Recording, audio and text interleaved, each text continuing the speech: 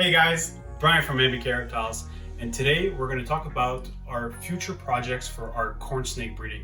Now, for all of my 25 subscribers that watch this channel, okay, we're in our current corn snake room. It is changed. Yes, it is changed. There was actually a unit behind us, and actually this unit, we basically got rid of it.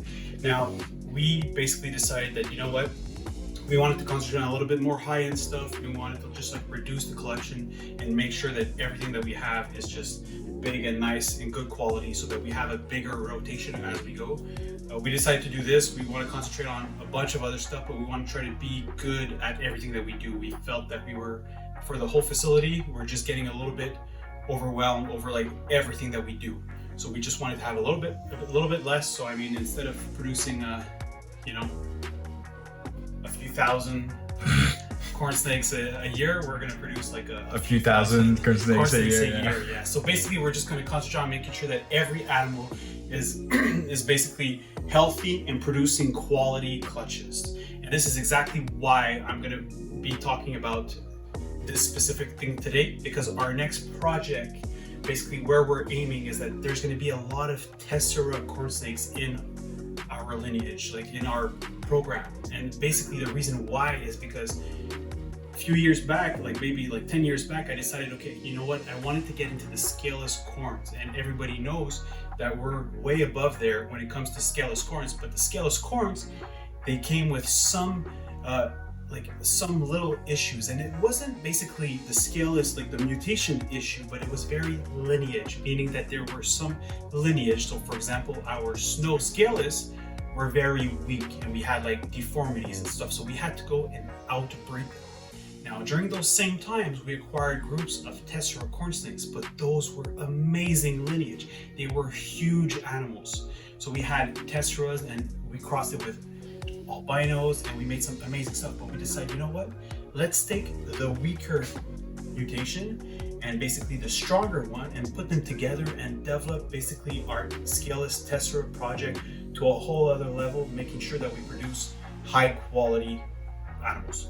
So I'm going to showcase you guys a few of our original stock of the tessera project. So this is one of our original tessera het snow, and I mean, this snake went through breeding season. We've had her since 2013, and I mean, look, she's a huge animal for a corn snake. Like, she's very, very big. And I mean, like, they're just the fact that sometimes you can have like such a big animal makes it very, very interesting. It's rare that I haven't even seen a full-grown adult scaleless corn be that big, you know. So I mean, that's a female. She's already, like, we've been through the breeding, so right now she's a little bit even on the thin side, but in the next few months she's going to gather all her weight back. Now we have this albino. She only had one clutch this year, but I mean, she is huge for corn snakes. She's enormous. And I mean, look at this. This is insane. Like, that's a big corn snake. That's a big snake for that species. So I mean, we wanted to make sure that if we're crossing out scaleless snakes, which basically I could find some, I'll find like one of my, like an older animal, but I mean, like, this is pretty much how big they get, you know. I mean, you see the difference, you know, like the clutches of eggs from scaleless corns are always smaller. Like, we get 20s quite often when it came to our tessera projects, but with the corns, like the lower 10s were definitely more of what we would get. You could see the size difference. We have some bigger animals, but it's just to basically prove a little bit of the point. So throughout those years, we've bred some really, really cool animals, and we've made some awesome tessera scaleless. And I mean, it's proven us right. We've produced like some high quality that are like heavy feeders that breed well, that all the babies hatch, they eat on their first meal, and they do great. So I mean, I'm going to show you basically all the ones that are going to be pretty much breeding the next coming years. So they're on the small side, but they're going to be breedable, and it's going to be really, really amazing. So let's get right into it. So we have scaleless tessera okatees, which are from the Abbott line. Now, these guys are outstanding, and you can see the girth of that young animal. Like, I mean, she's never bred, but she's already really, really big and thick. And I mean, that's the hot. contrast is insane. That's hot, man. So I mean, look how beautiful that is. So the Abbott is really where there's that black contrast on the lines. Some of them are really nicer than that. That one is not like a high quality Abbott line, but it definitely very beautiful animal. Dude, I'm not a corn guy, but that is smoking hot. Now, if we take it one notch more, so basically I come back to basically my son Rafi, he has one of his favorite snake that he basically put away. Now, this is probably one of the most beautiful snake that we've ever produced at NBK Reptiles. So it's a extreme reverse okatee, which is the albino version of the okatee, Abbott line, Tessera, Scaleless. And I mean, this is insane scary. All right, come on. Oh, mama. So right here, look at this. Look how beautiful this snake is. It looks like candy. It looks like one of those big lollipops. You know, it looks really amazing. It has a little bit of a shed on the head right now, but nothing to worry about. We'll just help her out so there's basically this thing that people say that, you know, like when scaleless animals don't necessarily shed as well, but we haven't really noticed a difference for us. You know, we help out every animal that needs to shed the same way, you know. So if we see that they're going to shed, we'll increase the humidity and then they shed perfectly. So I mean, look how beautiful this is. This is insane. I can't wait to see what I'm going to be breeding out of that. Now, this male here is actually not even breeding with another scaleless. So basically my son has another female that it's a palmetto scaleless, a palmetto corn snake, and we want to be able to produce some palmetto scaleless corns down the line. We've been trying to work with some possets, but I said, you know what, screw it. We're gonna make some double heads 100%, so that in the next few years we're gonna be concentrating on making some. But we're gonna go and try to aim for some extreme reverse okatee, Tessera, albino, palmetto. So, I mean, honestly, I don't think it's ever been done. I have no idea how Tessera acts with the palmetto, and then the reverse extreme okatee, who knows? And then scaleless as well. And scaleless. So we know that the scaleless palmetto is basically all white and it has a spot. So this is our girl. She's growing. She's really beautiful. You sure that's not a baby cow retake? Yeah, it's pretty much a cow retake, yeah. Or calico, you know. I love how they are, like the normal palmettos with the colored spots, the red, the gray.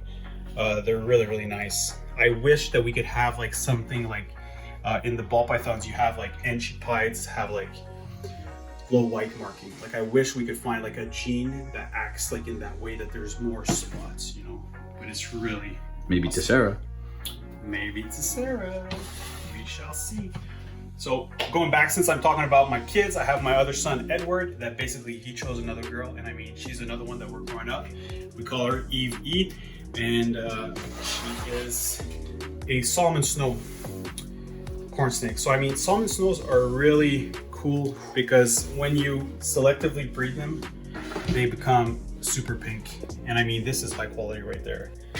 So like how pink that is, it's really hard. Like, I mean, it looks like pink, like coral snakes, you know, it's insane. It's so beautiful. I can't wait to be able to produce some other stuff with that. So these are basically like 3 generations of salmon snows that we've been breeding back together to try to produce some really awesome pink looking snakes. Now, what do you do with that from now on? You know, once you reach the pinnacle of your project, what do you do? So basically we decided, you know what, we're going to try to put them into Scaleless and Tessera as well. But when you breed such a beautiful animal with Tessera, you basically reduce the pink. So this is the first generation of salmon snow Tessera that you produce. But you understand that when you breed them back together, they're going to get a lot more pink, you know. So you can see the pink influence in it through the dorsal stripe and even the side coloration, but it's not as pink. So I mean, it's going to be really cool when we're going to be able to produce some high quality Tessera snows, Tessera salmon snows, because they're going to be like, there's going to be like a lot of pattern influence, and it's going to be like a really deep pink. So I can't wait to be able to do that. So this is a little bit of a little project that we have going on. Now, this is one here. So now, since we're talking about Testra, we're basically gonna go and showcase you a bunch of Testra Scaleless and some cool stuff that we have that we're gonna be cooking. I still don't know what I'm gonna be doing with all of them, but it's gonna be pretty cool. So this is a Testra Snow Scaleless. It's right here. So look how cool that is. So it eliminates the pattern. You can see a little bit of that dorsal stripe that is common on the Testra. And I mean, most snow in Scaleless, when I used to breed them back then, I had a lot of problems with them. It took me many, many years of outbreeding them to be able to produce awesome and strong babies. And this one is just simply stunning. You can definitely see all the different scales on there. They really, really look weird. But you know what? In my world, weird is good. I mean, very, very beautiful. See the little veins, man. See the little vein work. Yeah, so when they're babies, you can almost see the heart pumping inside the animal, which is really, really amazing. I think that at that age, we don't really see it much, but so we have that. Then we have a Testra albino. So basically you saw the Testra extreme reverse okatee. This is just a Testra albino. So you'll see that the albino compared to the okatee lineage is completely different. Again, it's amazing, but there's a lot more white to that animal. Look how beautiful that is. So the color is less crisp than the okatee, but I mean the white and the red, the orange, it really, really enhances that animal. So I mean, it's definitely going to be fun to be able to work with all those different things. So I mean, this one is posing. Definitely, you know? Loves it until we pick it up, and then we thought, let's go. I mean, yeah, you can see the belly scales. So most scaleless corn snakes have belly scales, which basically, it's weird because it's a mutation. So it's basically a deformation that arise, and the first thing that they lost was that they lost the scales, but they always needed the ventral scales to help them move, to help them slither a little bit. So I mean, eventually it seems to be disappearing more and more. It's really, so this is a amber scaleless Testra. So it's a caramel hypo scaleless. Now, people that know me know that this is not going to go well, because this snake has hypo in it, and for whichever reason, don't ask me. I have no idea why, but hypo snakes do not like me. It's a no like hate relationship or love-hate relationship? It's insane. It's like, sometimes I just pick up the snake and I'm like, why is it acting like this? And then I look at the tag and I'm like, okay, it's hypo. And honestly, guys, he's not making this up. Like, Yeah, this is like, a I mean, real fact. You've been seeing, like, I mean, I'm pulling out the snakes, I'm putting them down, everything is okay. But once you reach hypos, they just never behave with me. And I mean, it's not bad. I could pull up some just want to tear my head apart. I think I figured it out, man. I think it's the Armenian blood. Hypos don't like the Armenian blood. Maybe the Armenian blood. I think that's possible. it. So we have, so that's pretty much it. No, I have a skill list. We're doing this a lot of the time, guys. Do I have where it is? Yeah, so this is a scaleless anery Testra. This is wicked. Look at those, like, little stamp patterns. That's so cool. Yeah, so the Testra, like, it varies from snake to snake, and especially, like, we've noticed that's what I love so much about the Scaleless project, is that once you remove those scales, you don't know what you got underneath. It changes the pattern. It makes them look like a lot different, which is really cool. I mean, anery corn snakes are very gray and black. I mean, now you make them scaleless and they're purple and there's blue and brown and gray and black. I mean, it's really amazing. Dude, by the way, bring that up again. That side of the body, it looks like a zipper pattern. Yeah. It's like a zipper. That's so cool. Yeah, you definitely see things going on. I bet that when you lie down on the grass, you look at the clouds. Oh yeah, man. You see a lot of stuff going Oh on. yeah, man. Imagination. That's what you get when you breed ball pythons. Drugs are bad. All right, so now we have basically these are, so these are scaled animals. So these are just combinations that we have. So this is a Testra lavender which is very cool. Again, my lavender lineage throughout the years hasn't been the best quality. So I decided, you know what, got to put it with my testeras and then see where it goes from there. So it was never about raising them, but it was really about breeding them. I always had small eggs, runt babies, and they never really like thrived as babies. So I said, you know what, let's try to make some different things. These are other ones that we're working up. This is pretty cool. This is different. So this is a Hypo tessera peppermint, which is a cinder albino. And then this is definitely like, these are new genes that we haven't been working too much. So the cinder gene is definitely, especially in the Scaleless projects, there's not that much. Again, guys, you see, it's not behaving, huh? What did I say? Hypo. That's crazy. I mean, this is, for me, it drives me crazy. You had a nice hypo over there too, right? Yeah, I have a lot of hypos that love me. I think I have like one of these. One of those over there is Scaleless amber moth. It's tempting. You want followers? Let me see. Okay, where is it? Okay, I think it's this one right here. Okay.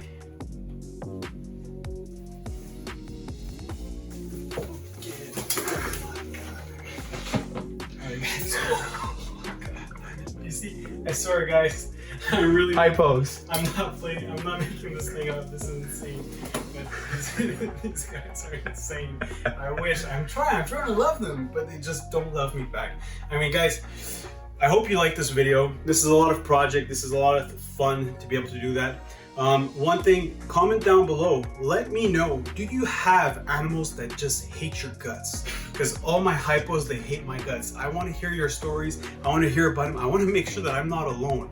I want to know that there's people that, as much as you try to love them, they will just not love you back. And I mean, let us know.